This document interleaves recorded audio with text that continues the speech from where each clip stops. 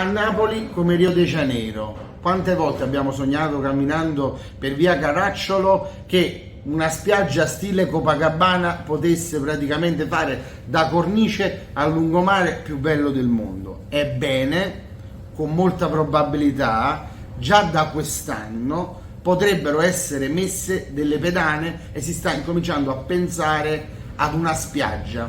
Questo significherà proiettare Napoli per i prossimi decenni come una città che finalmente ha una capacità anche turistica estiva, ma soprattutto un ritorno e di una richiesta sociale che per troppi decenni non è stata soddisfatta. Finalmente di nuovo il mare bagnerà Napoli.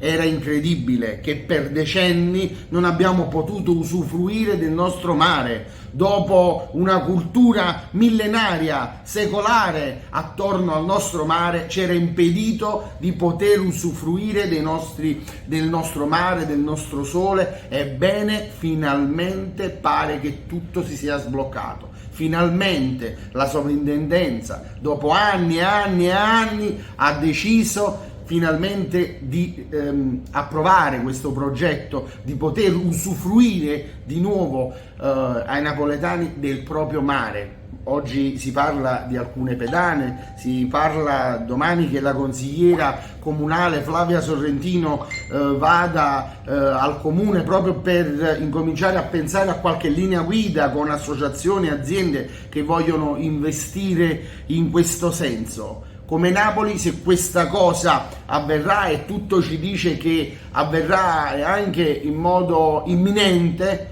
noi dobbiamo esultare, perché questa finalmente può essere una vittoria che segna realmente qualcosa che i napoletani e Napoli aspetta e che doveva ritornare già da decenni e che fortunatamente si spera ritorni quanto prima.